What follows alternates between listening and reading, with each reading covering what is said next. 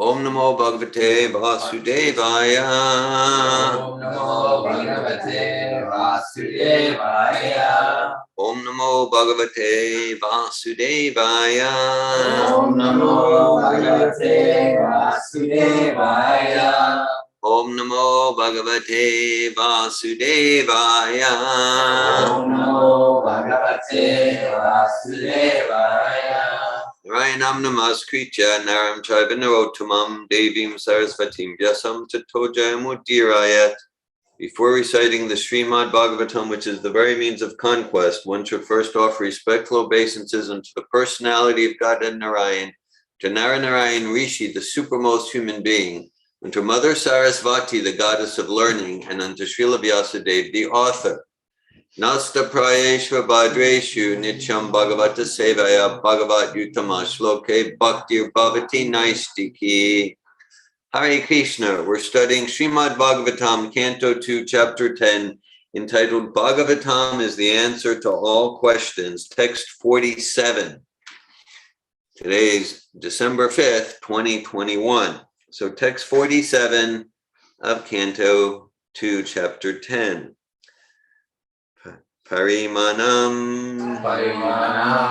cha kalasya kalpa lakshana vigraham yatha rastat yakyasye padmam kalpam ato shrinu parimanam chakalasya kalpalakshana vigraham yata purastad vyakyasye padmam kalpam ato shrinu parimanam chakalasya kalpalakshana vigraham yatha parastad vyakyasye padmam kalpam ato shrinu parimanam chakalasya kalpalakshana vigraham yata parastad vyakyasye padmam kalpam ato shrinu Parimanam chakalasya kalpalakshana vigraham yata purastad vyakyasye padmam kalpam ato shrinu Parimanam chakalasya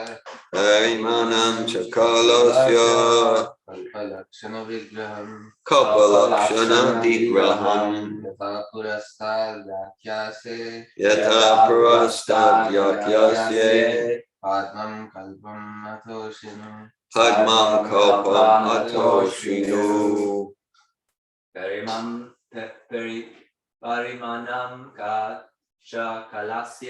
Parimanam chakalasya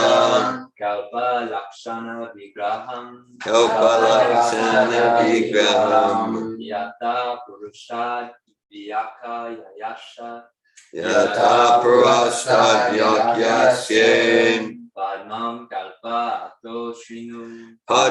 kalpam ato shrinu Parimanam chakalasya kalpalakshana vigraham yata purastad vyakyasye Padmam kalpam ato shrinu. Padmam kalpam ato shrinu. Would someone online like to recite the verse? Parimanam chakalasya Narimanam chakalasya kalpalakshana vigraham kalpalakshana vigraham yata purashtad vyakyashe yata prastad yakyasye padmam kalpam ato shrinu. padmam kalpam ato shrinu.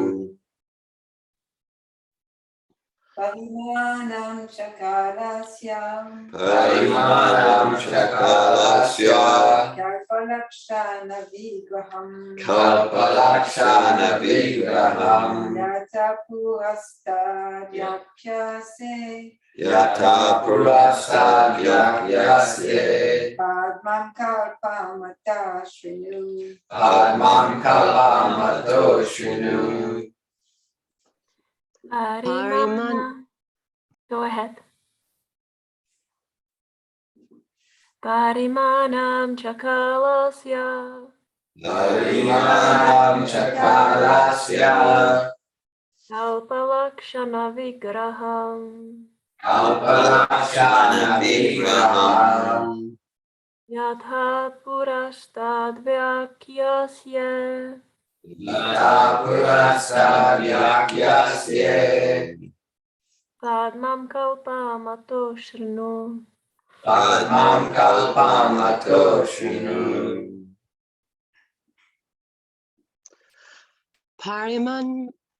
Parimanam chakalasya Parimanam chakalasya kalpalakshana vigraham kalpalakshana vigraham yata purastad vayakhasyaye yata purastad yakyasye padmam kalpam ato shrinu. padmam kalpam ato shrinu.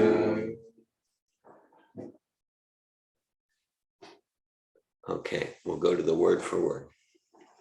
Parimanam, Harinam measurement. measurement. Cha, Cha also. also. Kalasya, Kalasya of time. of time. Kalpa, Kalpa a day of Brahma. day of Brahma. Lakshana, Lakshana symptoms. symptoms. Vigraham, Vigraham form. form. Yata, Yata as much as. much as. Parastat, Parastat hereafter. hereafter. Vyakyasye, Yakyasye shall be explained. shall be explained. Padmam, Padma by the name Padma. by the name Padma. Kalpam, Kalpam the duration of a day. duration of a day. Ato, Ato thus. thus. Shrinu, Shrinu just here. just here. Translation. O king, I shall in due course explain the measurement of time in its gross and subtle features with the specific symptoms of each. But for the present, let me explain unto you the Padma Kalpa. Purport by His Divine Grace A.C. Bhaktivedanta Swami Prabhupada.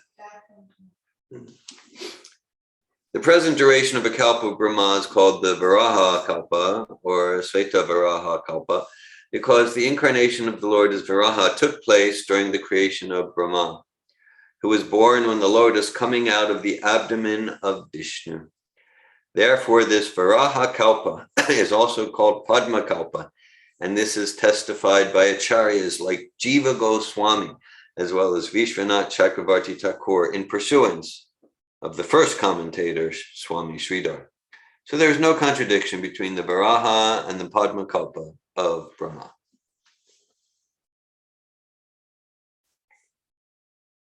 Om Jnanatimirandasya Gyananjana Shalakaya Chakshurad-militam Yena Tasmai Shri Gurave Namaha Shri Chaitanya Manobishtam Stapitam Yena Bhutale Svayamupakadamayam Derati Svapadantikam Vandeham Shri Guru Shri Utapada Kamalam Shri Gurun Vaishnavamscha Shri Rupam Sagrajatam Saganaragnatanvitam Tam Sajivam Sadvaitam Savadutam Prarijana Sahitan Krishna Chaitanya Devam Shri Radha Krishna Padan Sagana Lalita Shri Vishakanvitamscha Hey Krishna Karuna Sindhu Dina Bandhu Jagatpate Gopisha Gopika Kanta Radha Kanta Namostute Tapta Kanchana Gaurange Radhe Vrindavaneshwari Vrishabhanu Sute Devi Pranamami Hari Priye Panchakalpate Yubhyashta Kripa Sindhu Vyevacha Patitanan Pavanebhyo Vaishnavebhyo Namo Namaha Jai Shri Krishna Chaitanya Prabhu Nityananda Shri Advaita Gadadhar Shri Vasadi Gaura Bhakta Vrinda Hare Krishna Krishna Krishna Hare Hare Hare Rama Rama Rama Hare Hare Namo Vishnu Padaya Krishna Prestaya Bhutale Srimate Bhaktivedanta Swami Niti Namine Namaste Sarasvati Devi Gauravani Pracharine Nirvishesha Shunyavadi Paschatya Desha Tarine Srimad Bhagavatam, Canto 2, Chapter 10, Text 47. Parimanam Chakalasya Kalpalakshana Vigraham Yata Parastad Vyakyasye Padmam Kalpamato Shrinu. O King, I shall in due course explain the measurement of time in its gross and subtle features with the specific symptoms of each. But for the present, let me explain unto you the Padma Kalpa. Okay, so Shukadeva Goswami, kind of continuing from the second canto, he's sort of changing subjects here as a natural progression, and we're kind of introducing where the third canto will go. And so yesterday, Malini in her class, she talked about time. She indicated in the third canto, there's a chapter called Calculation of Time from the Atom. Calculation of Time from the Atom. And Shukadeva Goswami is kind of foreshadowing that discussion here. And so, well, one thing we can just think, okay. So basically the calculation of time from the atom, what it talks about, like the let's kind of call it the fundamental or primal unit of time is the time. Yes, like the irreducible unit of time is the time it takes for the sun to move, for the sun in the speed that it goes to move across the width of one atom. So that's the fundamental unit of time. And then the let's call it the grandest unit of time in this universe is the life of Brahma, the life of the universe, which is, as Malini described yesterday, one exhalation of the Mahavishnu. Yashe Kanishvasita Kala Matavalamya Jivanti Loma Vilaja Jagananda Nata Vishnur Manya Sayasya Kala Visheshu Govinda Mari Pusham Tamam Bajami. Through the breathing of Mahavishnu, so many universes emanate like that. And that's 311 trillion 40 billion years. 311 trillion 40 billion years. Okay. All right. And then in between we got all sorts of cycles within cycles. Yeah. I mean, the math gets complex actually. So and we get all sorts of cycles within cycles. And okay. And that's all described in here in Bhagavatam. So again, yeah, so the time it takes for the sun to traverse the width of one atom. So even if we look at that, okay, so Bhagavatam, this was like revealed, spoken, written, whatever you want to say, about 5,000 years ago. So according to like modern conceptions of history, you know, kind of what I learned in Greenberg High School and Wilson Junior High School and Northeast High School there in Philadelphia, according to like, you know, a standard conception of history. So what was happening 5,000 years ago in this part of the world? Essentially we had, you know, maybe we had like cavemen, maybe a notch above Neanderthal, you know, something like that, maybe Cro-Magnon, a little bit beyond clubs and like that. Okay. But they already had the dogs. Yes. So, Hare Krishna, Hari Bol Rohini. Hare Krishna, welcome. So that's, so in all these descriptions about like time, that's relevant to look at. Because, so how are these, Cro-Magnon, how are they coming with calculations like this? So Smart caveman. yeah, right. Yeah, well, with multiple PhDs in mathematics or something. Right? So, okay, so if we're thinking about things, it's just like, well, we need to reassess our conception of history. Maybe everything I got in Greenberg Elementary School wasn't the absolute truth. I need to be open to that. Yeah, no, it's shocking. I know it is. It's like a whole paradigm shift. Yeah. Oh, yeah. Really. So then, yeah, and then and that's what Prabhupada does. Like it's a whole paradigm breaker. Like if we're paying attention when we hear Prabhupada. And that's Prabhupada representing Vyasadeva, Shukadeva Goswami. It's just a whole paradigm breaker. And we talked about that a little bit on Friday. If we look at scientific paradigms like evolution, everything from the Big Bang, or, life from matter, right? We have trillions of examples of life coming from life, 0 examples of life coming from matter. Of course, all scientific, intellectual, educated people know that life comes from matter. Oh yeah, of course. Well, wait a second. So Prabhupada's encouraging us to be independently thoughtful.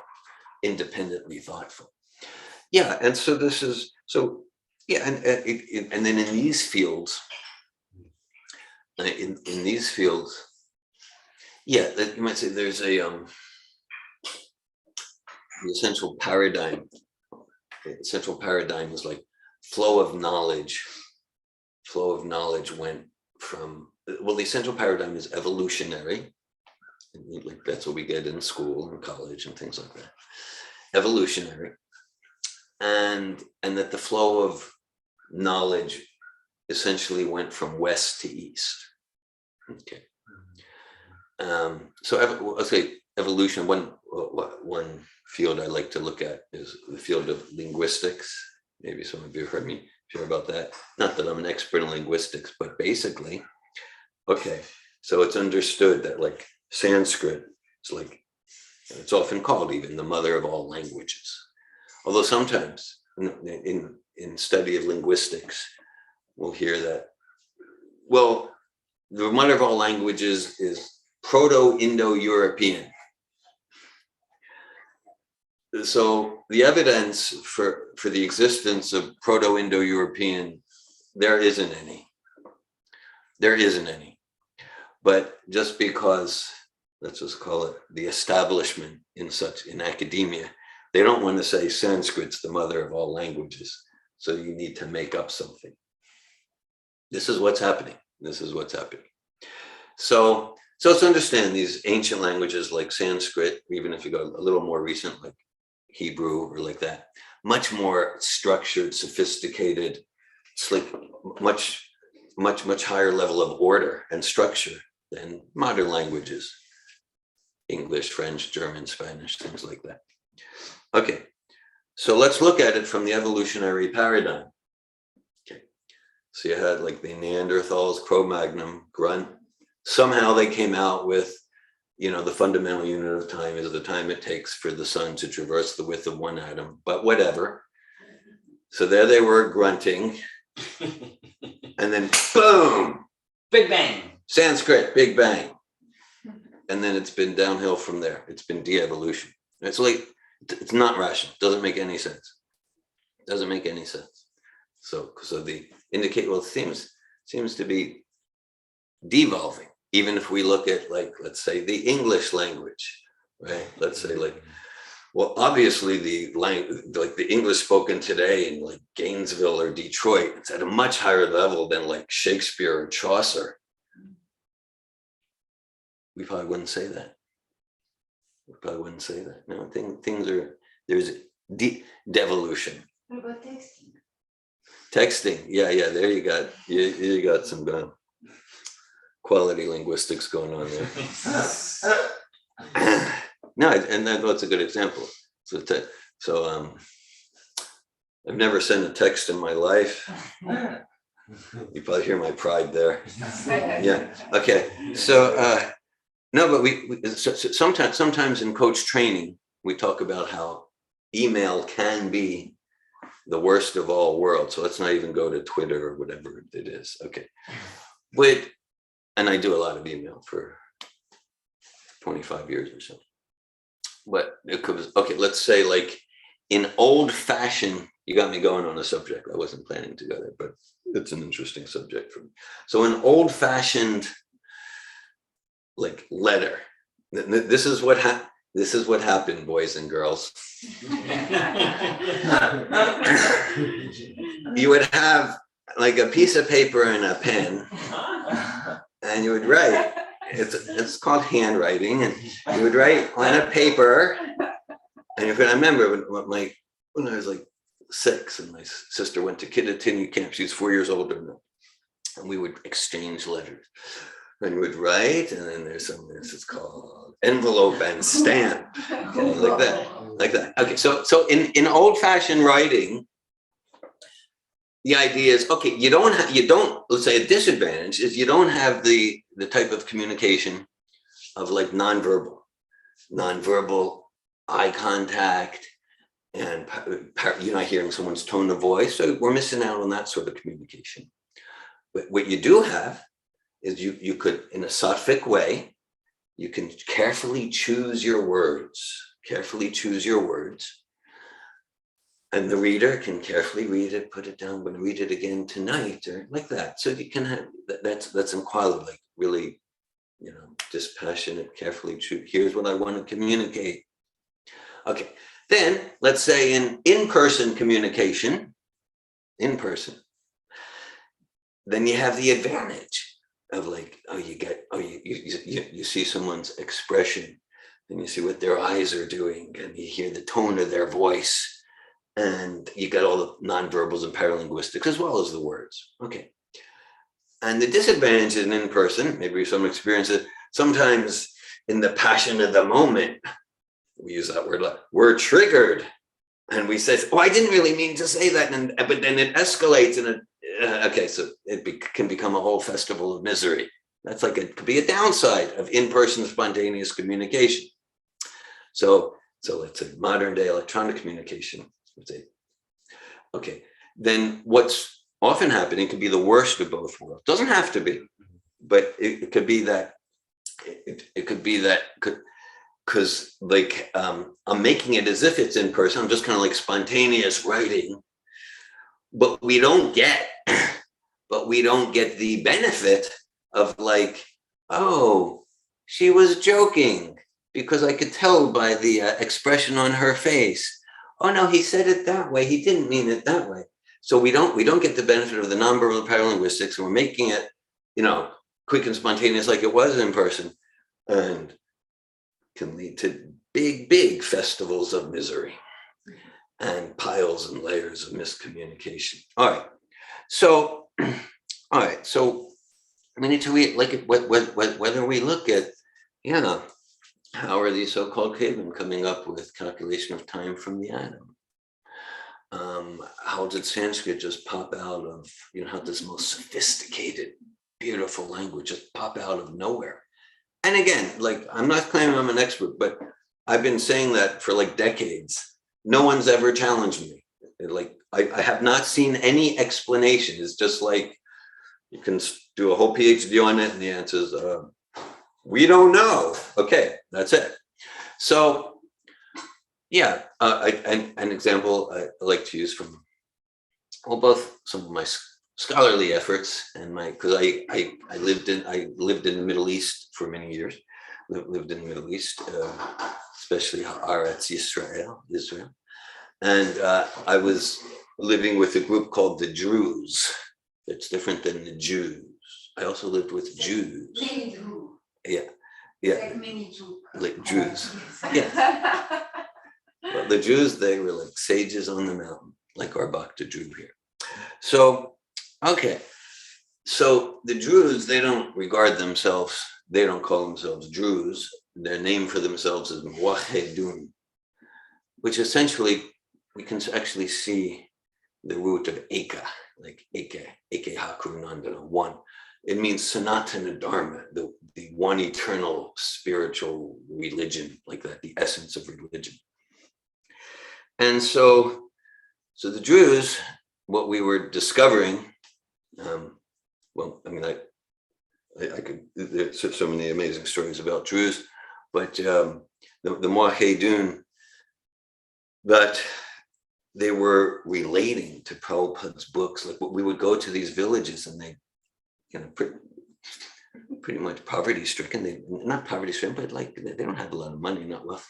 But they would just, before we could even get out of the Sankirtan books distribution van, they would be surrounding the vehicle and just thrusting shekels in our face. We need to have these books. Most of them couldn't even, we had like Bhagavad Gita in Arabic. Most of the books we had the set in Hebrew, but they wanted to make sure their children and their grandchildren had these books, because they knew that these books are that this is the essence of their spiritual path. They knew it's the essence of their spiritual, even though the world sees them as like an unorthodox sect of Islam, but they know that they're actually a ancient, timeless Vedic sect transplanted into the Middle East. Into the Middle East. Hundreds of stories, many of which are in a book I published about 30 years ago called Krishna, Israel, and the Druze. One, there were two Sankirtan Matajis from our house in the Vadi Nisna section of Haifa, and we would go out to all the villages, and two of the ladies, and they were in a Druze village, Horfish, and there was some like elderly sheikh, and so they show him the books, some of the pictures, and they start sharing, about aspects of the philosophy. The Druze, they accept transmigration of the soul. All the principles of the Vedas. And so they talk to this elderly sheikh, dressed in chic clothes. And then after a few minutes, he looks at them and he says, "You don't love Krishna like I love Krishna." And then he goes on to describe his previous life on the banks of the Ganges. And he said he was practicing bhakti, Krishna consciousness, didn't quite perfect it. So now he's like, so this was like every day we would all have like 5 or 6 stories like that. Okay.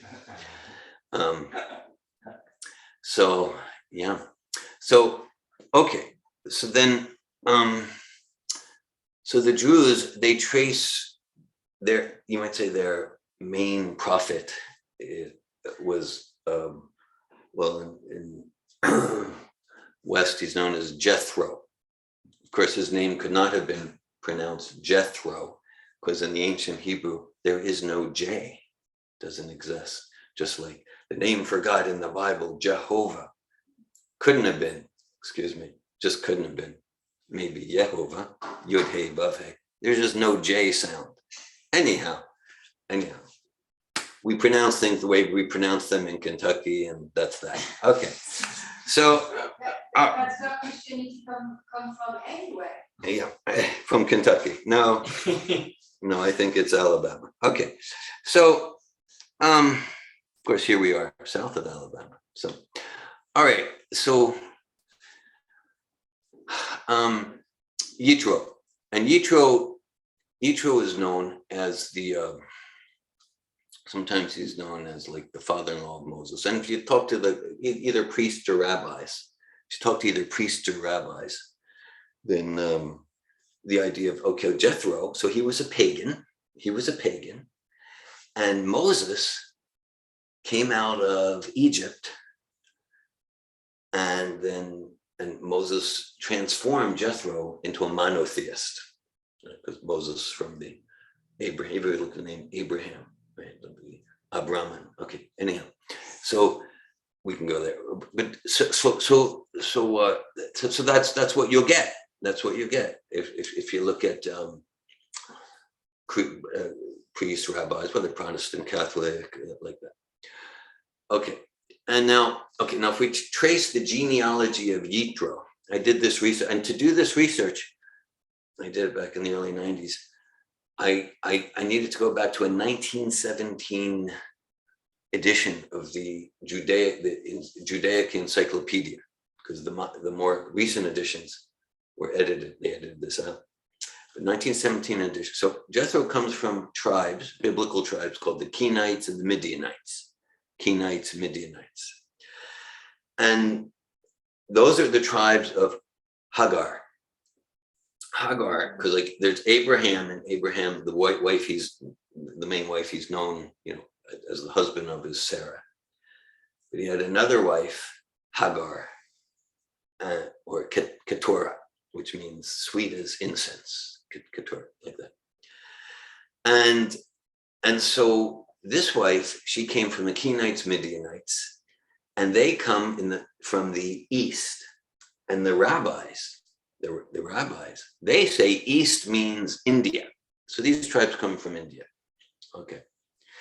And so that's the typical story. And so then Yitro heard from Moses, became a monotheist. Now, if we look at the actual Torah, the actual story in the Old Testament, what's happening there? Okay, so Moses comes out and sees some girls around the lake, around the watering hole, and he ends up marrying one of them, and her father or guardian is this Yitro. Like that.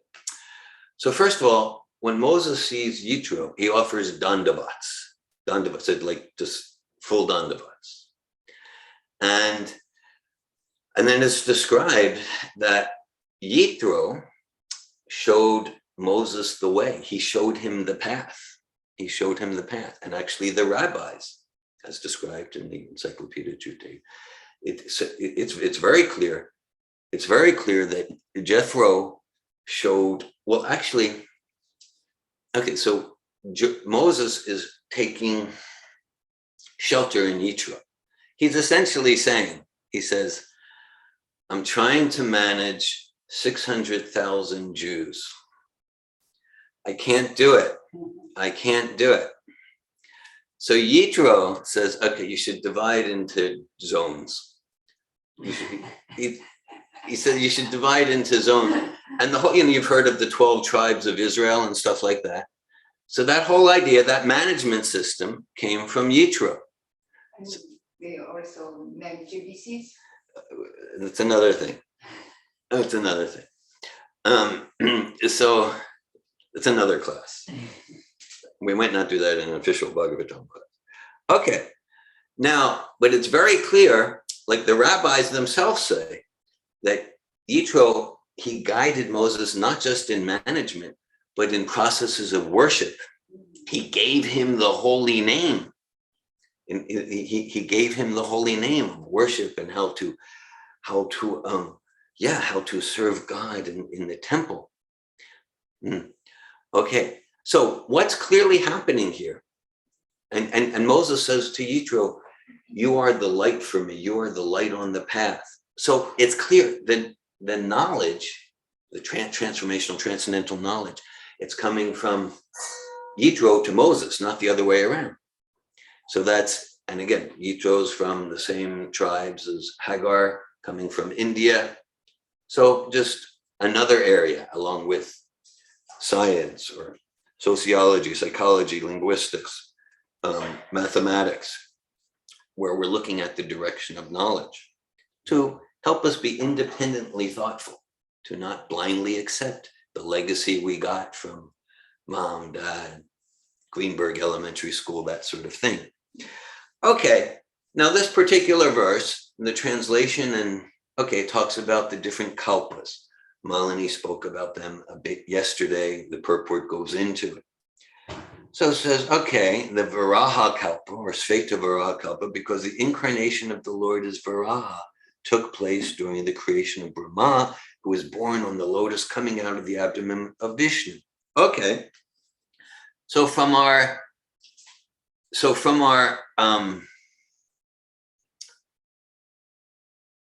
maybe we could call it our conditioned learning, then I'm speaking for myself, like, okay, so this Varaha, so it's God as a pig. All right. Yeah. Okay. Right. So I suppose this pig talks and stuff. Okay, the talk. Yeah. When there was a talking horse on TV. So this is like, all right. Yeah. So this just might be some sort of primitive, unsophisticated idol worship, maybe a little bit above the Cro-Magnon, Neanderthal.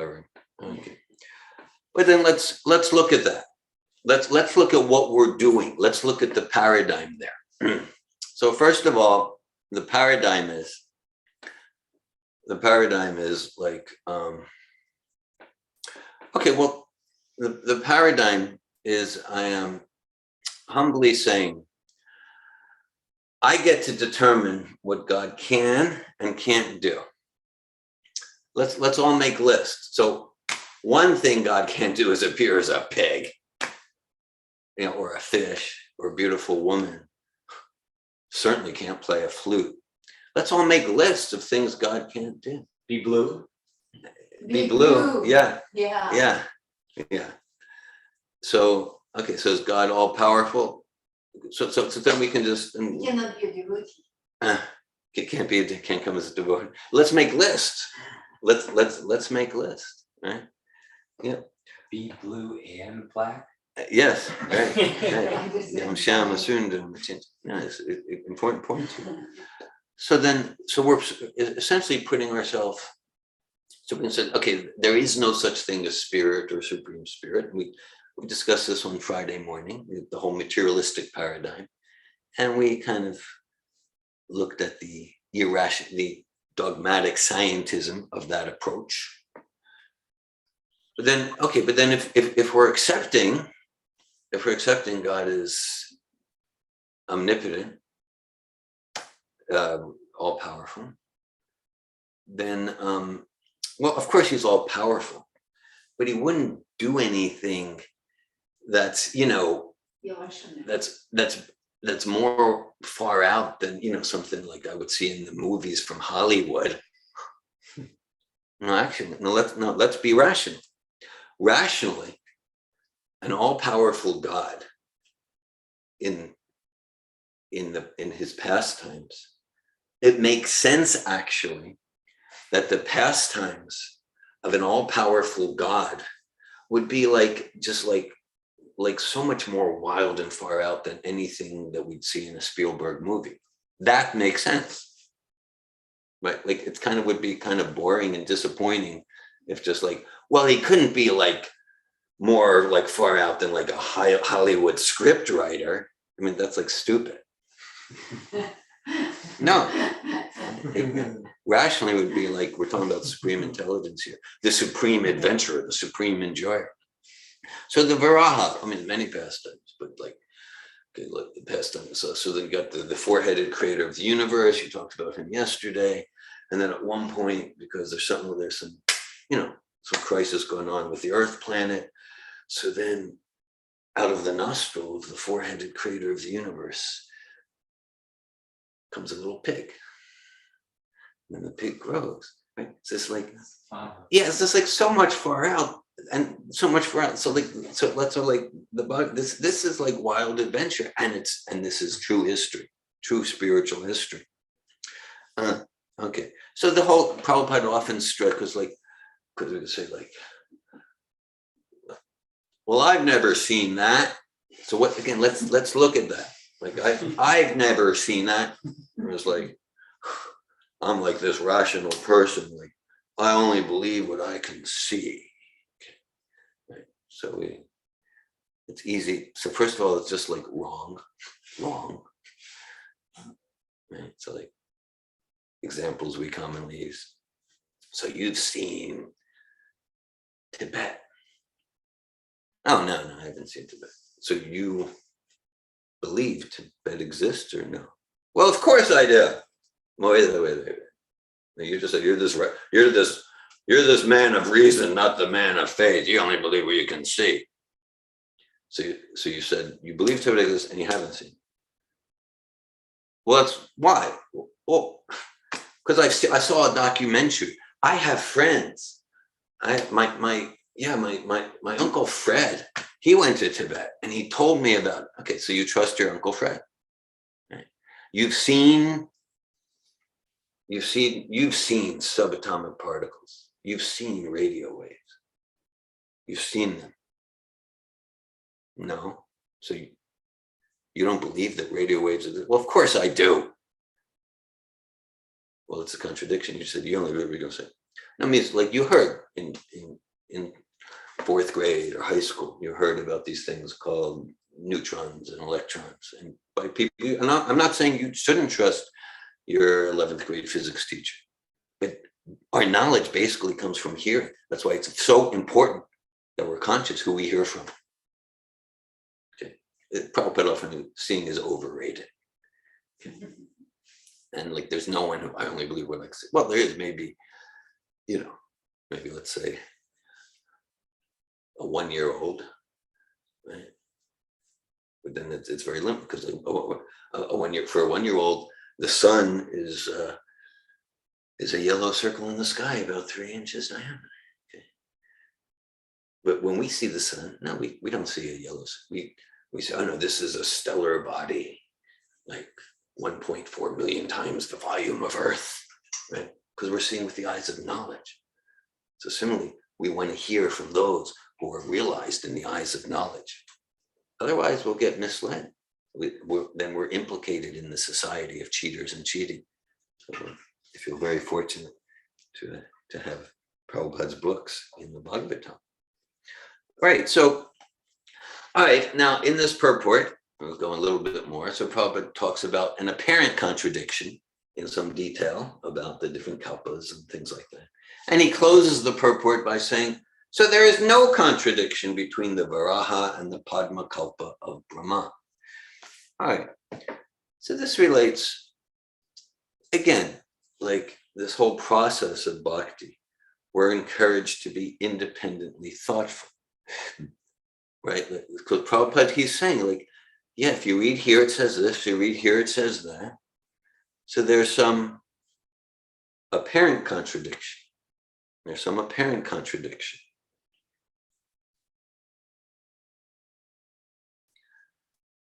We often make the point.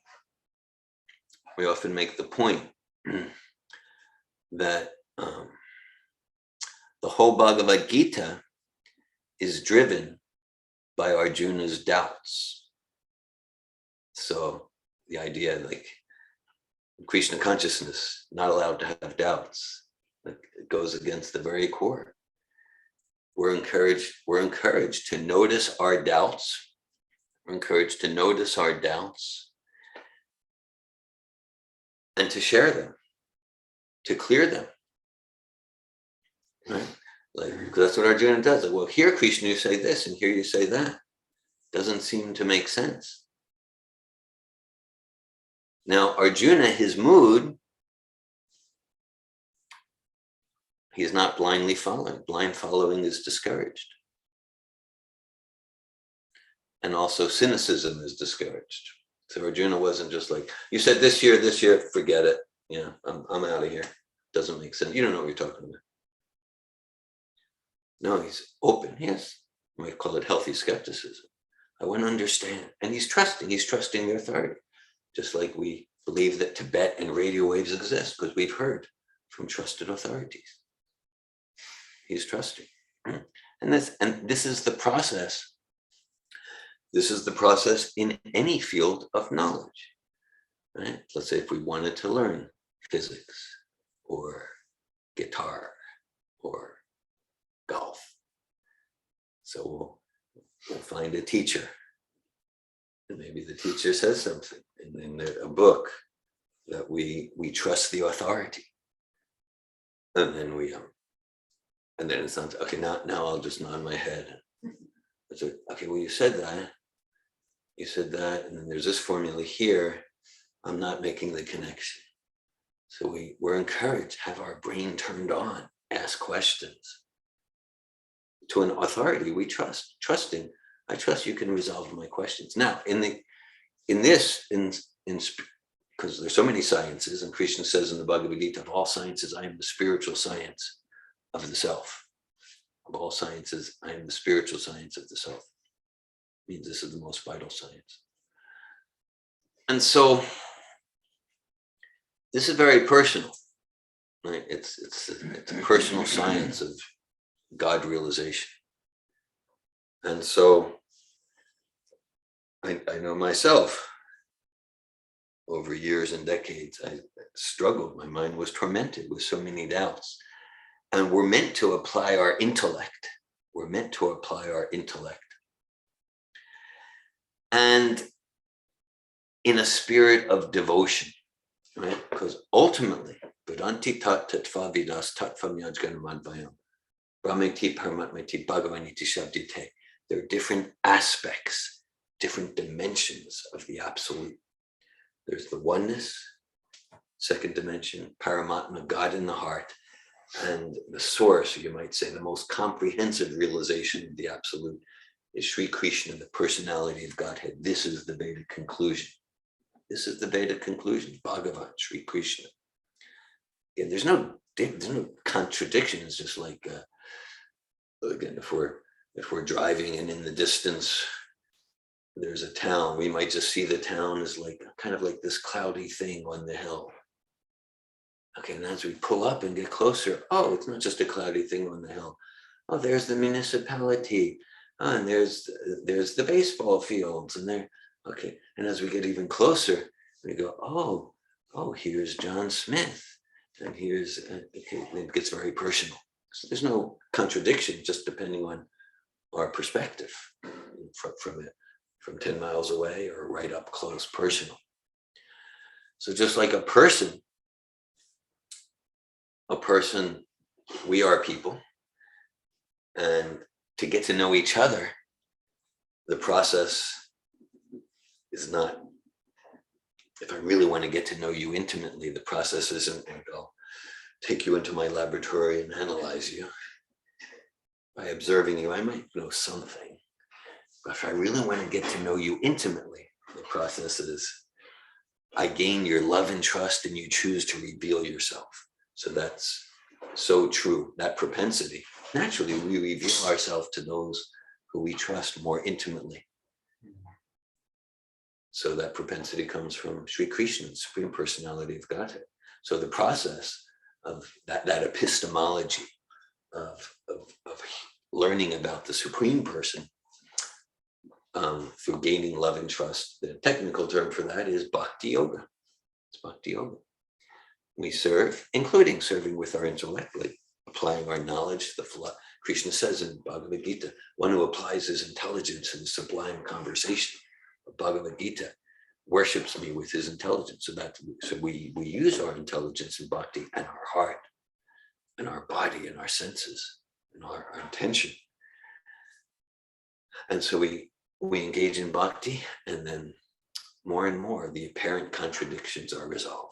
The apparent contradictions are resolved, and we get more and more knowledge about all spiritual truth, the self, what is matter, what is spirit, what is supreme spirit, what are the facets of God realization, what are the modes of nature, what's the purpose of life. So this comes from personally serving with love and devotion, and we're guided in this. We use that term because Prabhupada uses the term right in the previous chapter, the current link. Prabhupada's a current link to the parampara. At least Prabhupada is fully available to be the current link to Krishna's disciplic succession for those who sincerely follow him and accept him and serve him in that capacity. And so Prabhupada is giving us practical guidelines, meeting us where we're at how we can progress in this path. And it's like if we really want to progress, it involves austerity, discipline. In the 5th canto, Lord Rishabhadev speaks to his 100 sons headed by Bharat. Nayam deho deham bhajam loke astan kamano hati vid bhujamye tapodivyam putraki nasafam shudya jasmad vimasakam tranantam. Later today, I'm going to Devin and Kant. Devin's here online. We're going to the samskar, right? The grain ceremony like that. And so these samskars, these different ceremonies, they are for humans. Right? They're for humans, right? So plants and animals don't do samskars. The special gift of human life is we get to voluntarily do austerity. Now, this word austerity might not sound like the prettiest, most flowery word. And austerity, not integrated with bhakti, can make the heart hard. At the same time, discipline and austerity in the spirit of bhakti softens the heart more and more. So Lord Rishabhadev, he's saying, in this human form of life, don't settle for the quality of enjoyment that's available to the vid bhujamye, to the stool eaters, the dogs and the pigs. In this human form of life, go for that bliss that's ever increasing and that can never be crushed, destroyed, or devastated by time, not in a moment, a day, or 311 trillion, 40 billion years, which is the lifetime of the universe. Go for that, perform austerities leading to ever increasing spiritual bliss. And that's austerity permeated and imbued with the spirit of bhakti. So it's a whole science, bhakti yoga. Shukadeva Goswami is speaking to Maharaj Parikshit here. A few cantos later, in the 6th canto, Shukadeva Goswami similarly says to Maharaj Parikshit, Jasmat Sankirtanam Vishno, Jangan Mangalam Amhasam, Matam Apikoravya Vijayantika Niskritam. He says that he says Sankirtan, Krishna Sankirtan. He said, this is the most auspicious activity in the universe. And he says, yeah, he says, like, understand this. You understand this, and others will take it seriously. So we understand, we stand strong in this practice of bhakti, then naturally, without separate endeavor, will be a touchstone for the transformation of others. And Shukadeva Goswami says, this is the most important activity in the universe, chanting Hare Krishna, Krishna Krishna, Hare Hare, Hare Rama, Rama Rama, Hare Hare. My faith is not strong, but I have more conviction of that each year of my life. So that's my good fortune. That this is the most important activity in the universe. Why? Because Jagan Mangalam Amhasam, because it pulls out at the root the desire for material activities. It's not just like clipping the leaves of the weeds. It pulls out the root of it. It gives them it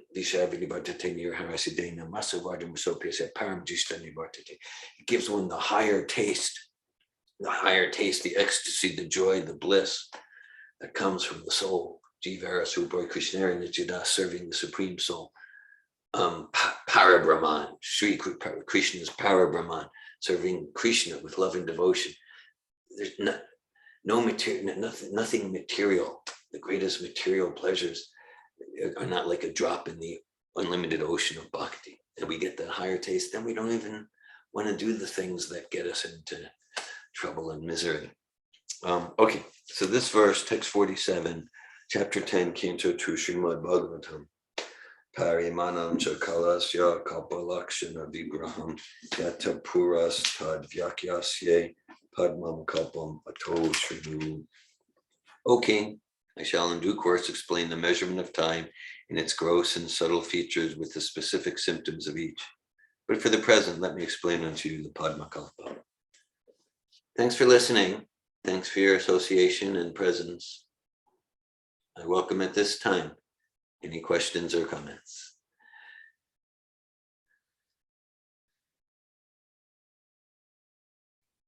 Bhakta Drew.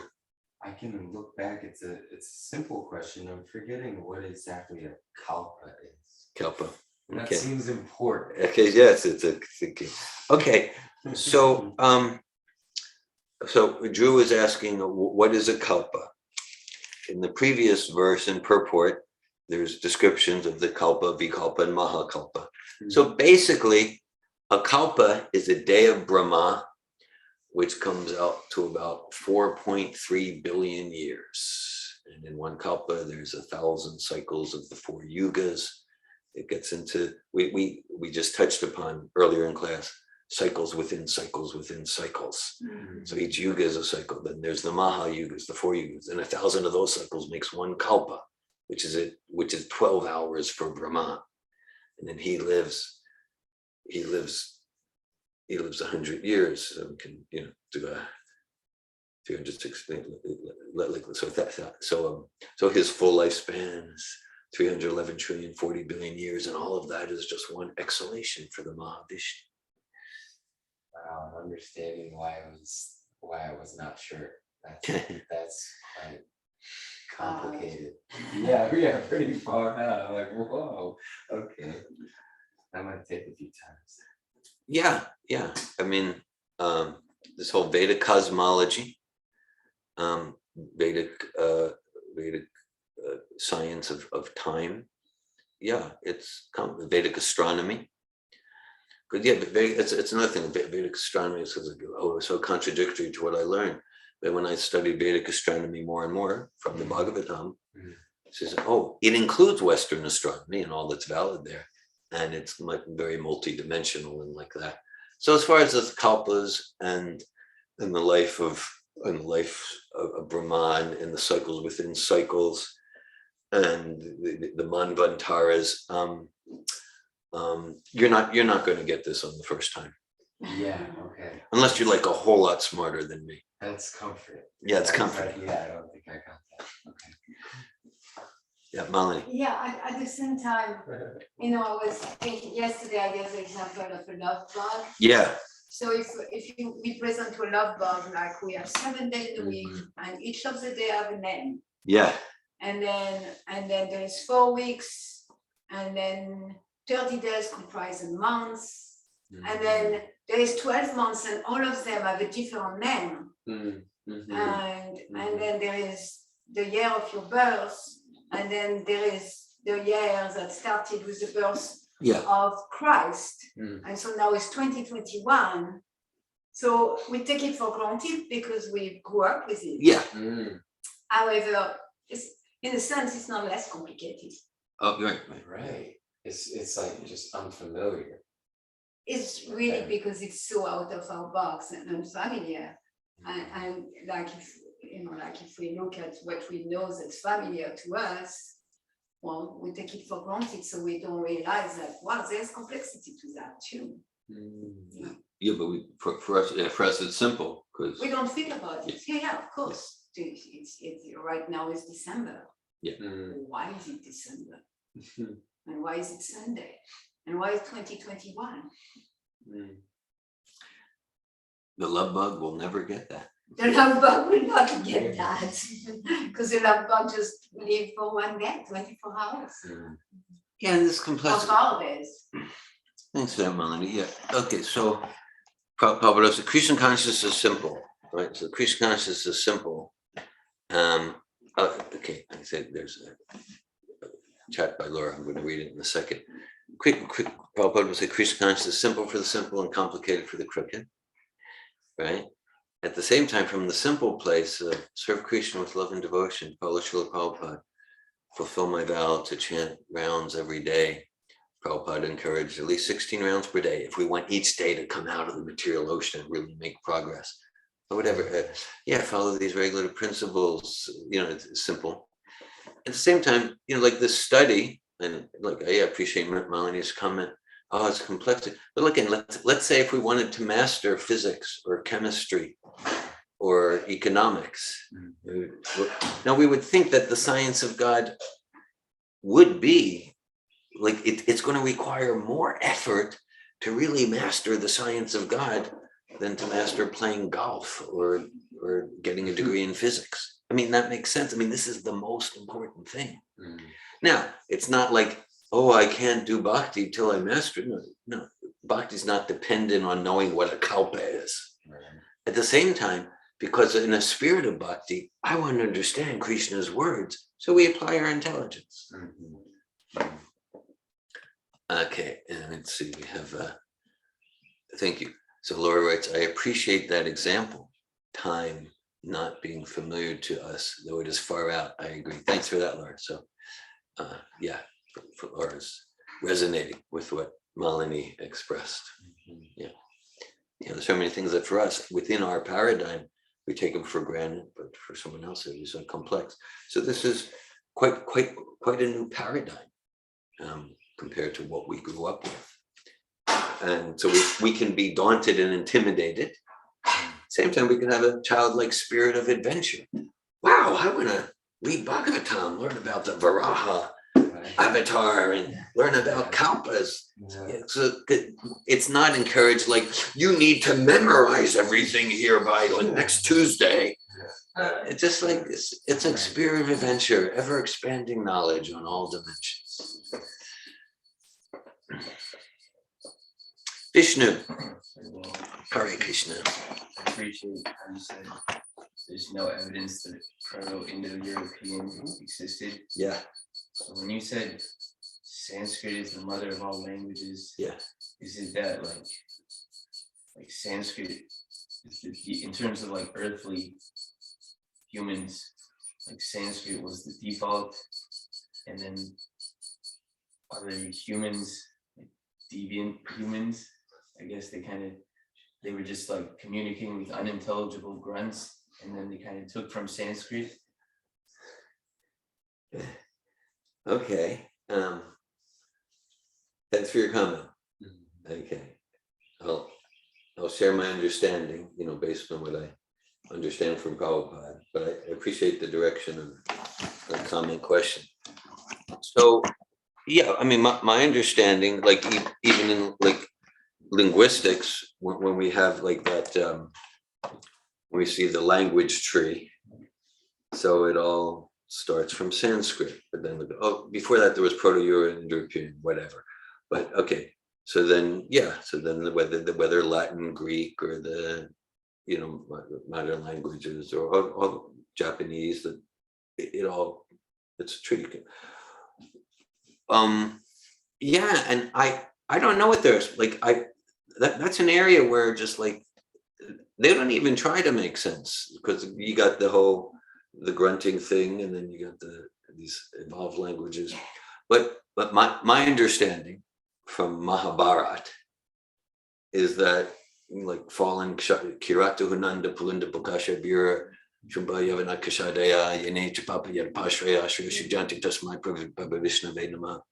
It's a Bhagavatam verse that talks about the Greeks and the Turks, talks about the Czechs and the Slavics, and talks about Europeans.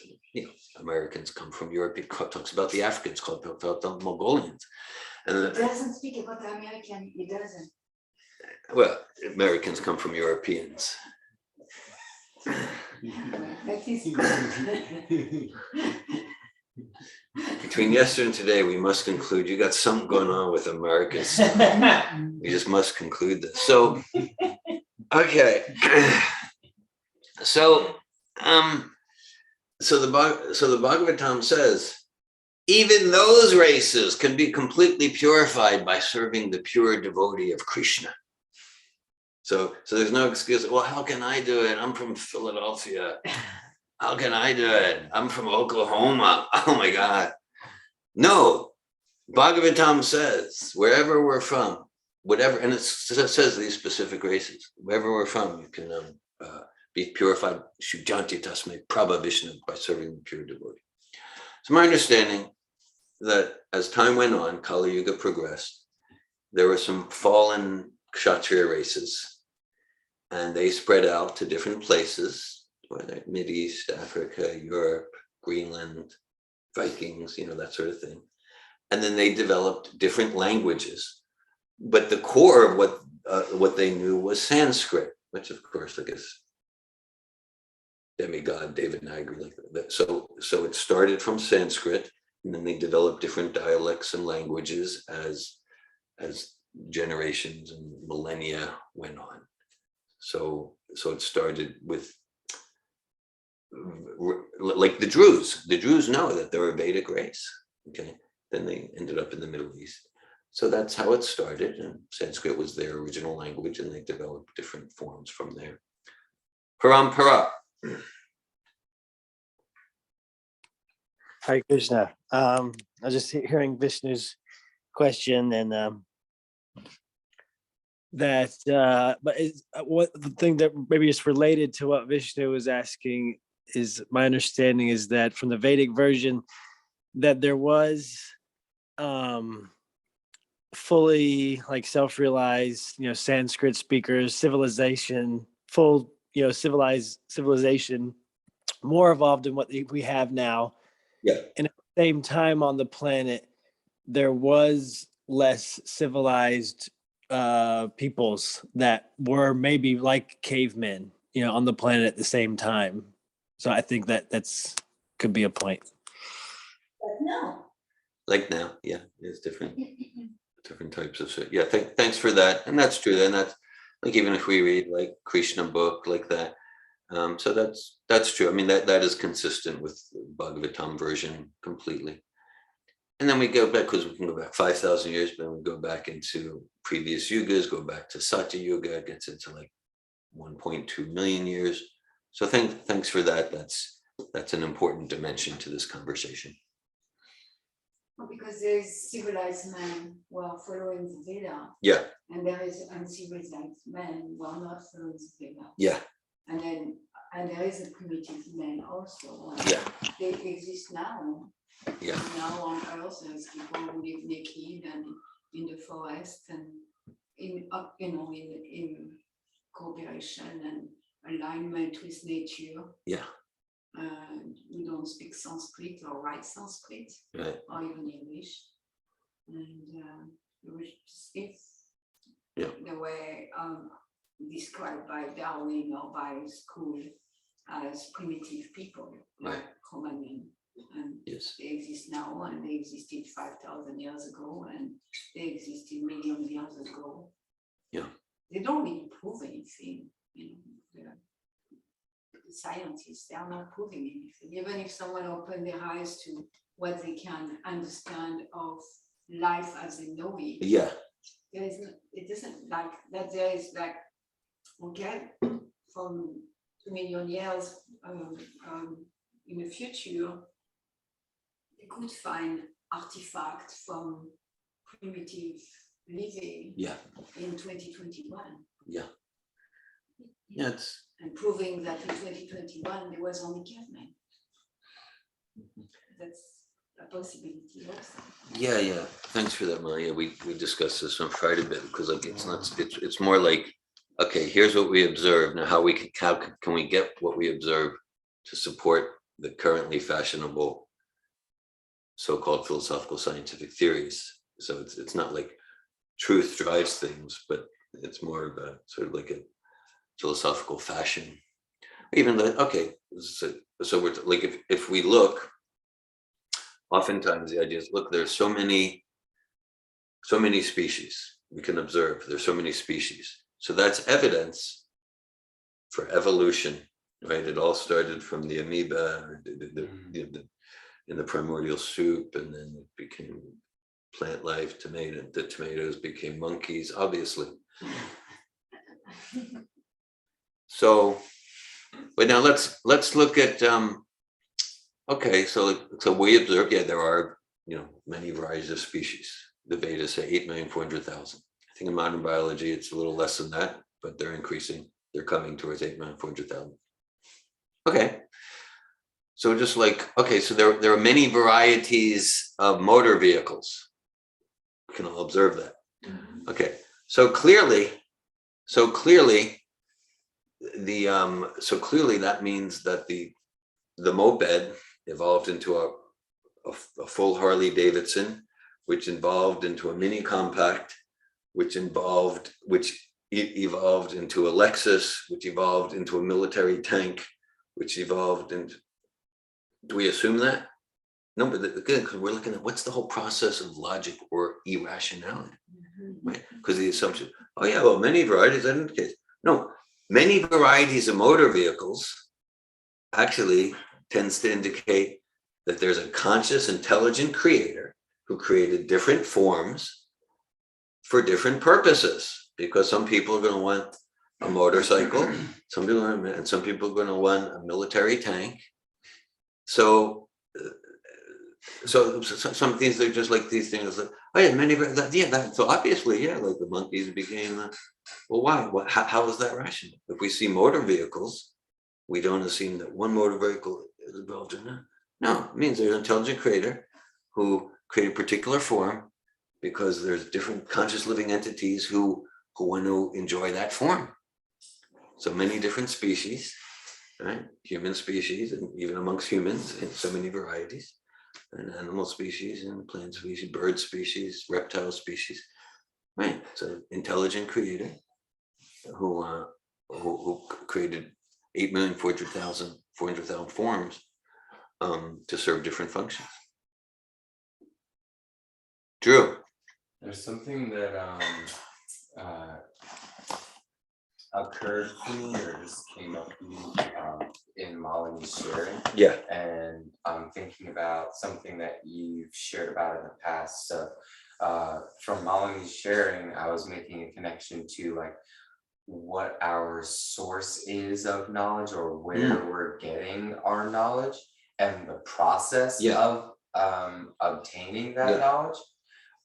And you've talked before about like top down versus maybe going from like down and attempting to go up. Yeah. So I'm wondering if you can share about that. Okay. Well, thanks. Because I couldn't share about it myself. Okay. Thanks for that. Okay. Yeah. So something opened up for you in Malini sharing there. Right. Yeah. It's a key point. Like we can't go very far in any of Prabhupada's lectures or books without hearing this point. And so what we described earlier, that knowledge is generally not from seeing, right? It's from hearing. So in any field, we hear from authority. So similarly, in that most important science, self-realization, God consciousness. So we say, I'll just find my own, like I'm a conditioned soul, just like if I want to really become a master in physics. I don't want any of these physics, but I'm not going to any university. I'm just, maybe if I'm sincere after 50 years, I'll, but like one just go and then you learn here's what Newton gave. It's not a blind following process. Well, Newton said this, Einstein said that, how's that fit together? We ask questions, but we hear from authority. Without authority, if I'm not approaching authority to learn anything, I'm probably not that sincere. And I might maybe make a little process, but I might just go backwards. I might just think all sorts of nonsense stuff and about physics or whatever.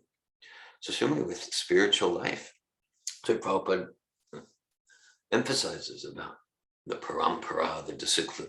So someone, I'm learning spiritual life here or there. Even people, yoga, oh yeah, spiritual. Okay. All right, so what's mysticism? Mysticism. So what's the authority? There's actually four Vaishnava paramparas, and there's one radical Advaitavad parampara. So what's your parampara? There's this guy at the yoga center. He's like pretty cool. He wouldn't mislead me, would he? His eyes are weird. Yeah, and then no, and then the way he wore his dhoti, I mean, whoa.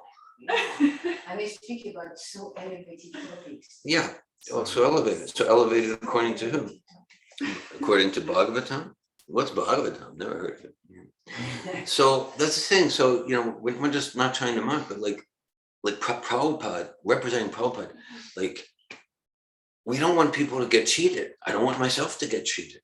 And there's a lot of cheating happening out there, right? Just like no one would be surprised, in business and like car dealing. Not everyone's completely honest. Oh my God, that's shocking. Yeah. So in the name of spiritual life, there's just like a lot of in the name of bhakti, there's a lot of pseudo stuff. It's called Sahajiya. It's called, and that's why, like, we're not going to get into it here. We're coming to a close, but if we're like constantly hearing from Prabhupada, we're protected. We're protected. Not just because in those moments we're hearing from Prabhupada, that's it. That's the journey, and that's the goal. We're sheltered, we're protected, and our spiritual intelligence gets sharpened to make distinctions. Here's the genuine article, and here's cheating, even in the name of Prabhupada, because I'm hearing from Prabhupada directly. That's kind of like my main message in life. Hear from Prabhupada directly. Hear from me. And I'll tell you, hear from Prabhupada directly. And the more we do it, the more we're protected. Prabhupada often quotes a verse, Shruti Smriti Purnadi Pancharacha Vidim Vida Aikantiki Hare Bhakti Utpataya Eva Kalpate. He's talking about even in Bhakti. And he's quoting Jiva Goswami from 500 years ago in this purport goes view. So you say, oh, maybe 500 years ago there was cheating, but now. So Jiva Goswami is saying, he's saying the bhakti needs to be according to a bona fide parampara, otherwise it causes a disturbance. Rohini. What is Sahajiya again? Sahajiya, Rohini asked, what is Sahajiya? Sahajiya, generally, I mean, okay, in a broad sense, Sahajiya, Prabhupada talks about a lot, Bhaktisiddhanta talks about a lot, and it's such an important question.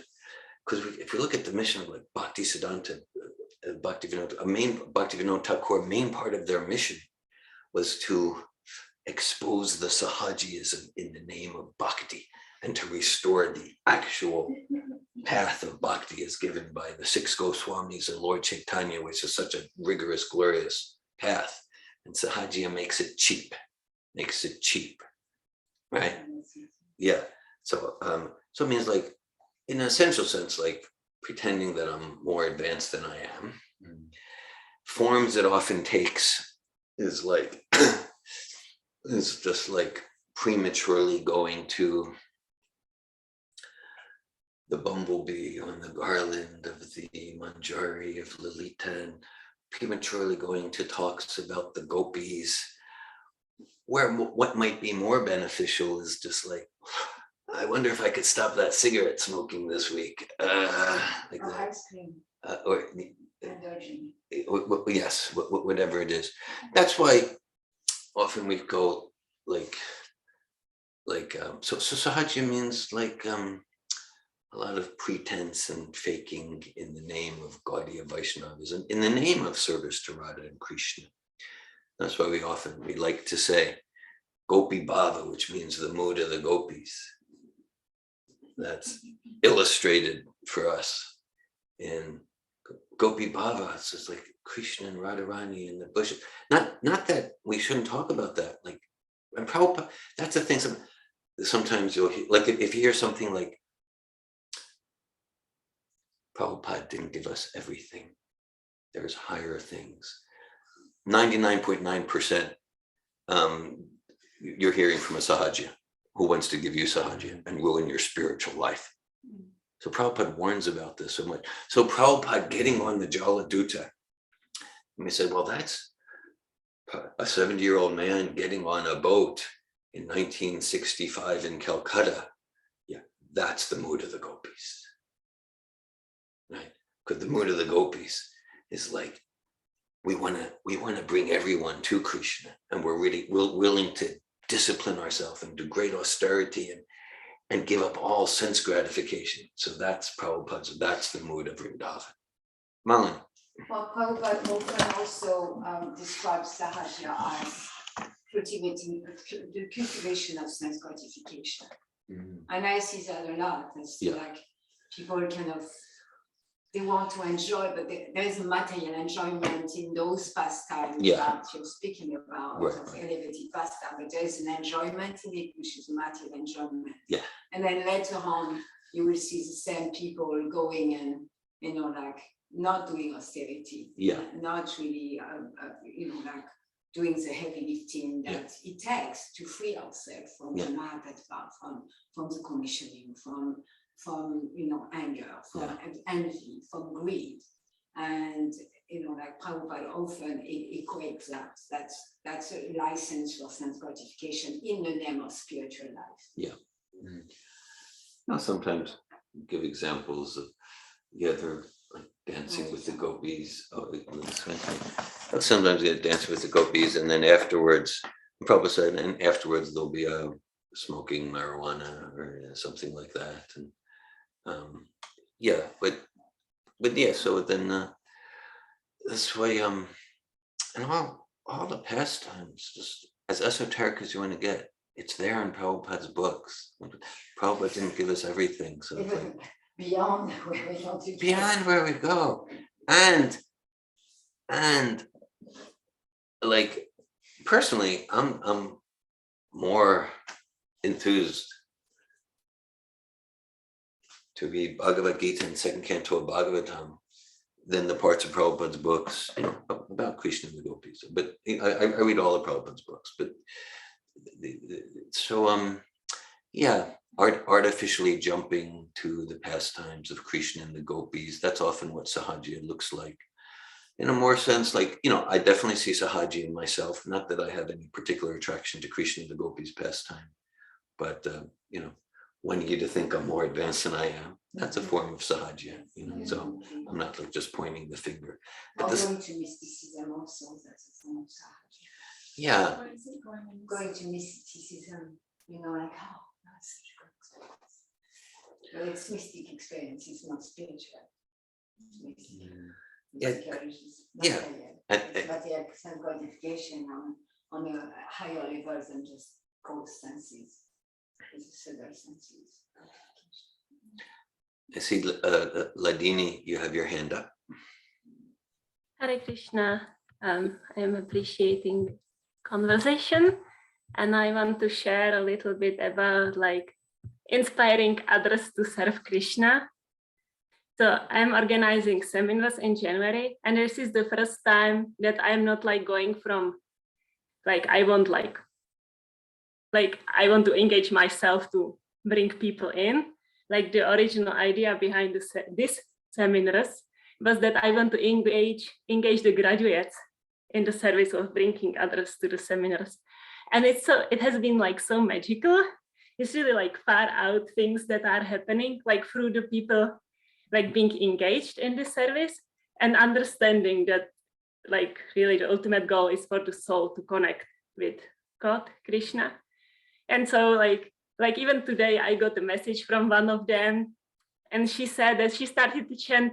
She had a commitment to chant 1 round a day, and now she chants 2 rounds a day just because she wants to be more potent in like bringing people into the seminar. And I went on Sankirtan on your birthday, and of course I didn't distribute any Bhagavad Gita, but I went back home, and there is like a person that I never heard of who just signed up for the seminar. That often happens when I go on Sankirtan. I get people signed up for seminars, and it's like the most far out. Like I have like the intimate group of people who enroll people, but this person comes from a person who never took the seminars. But her ex-boyfriend took a 3-day seminar, and this is like a second person who is coming from this person who never even did it. And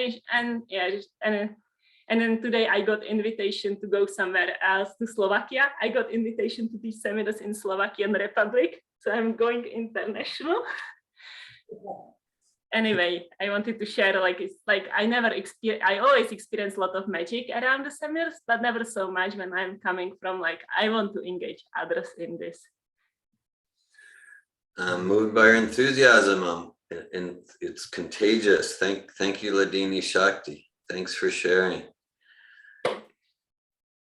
Jai Srimad Bhagavatam ki jai. Srila Prabhupada ki jai. Hare Krishna. Thank you.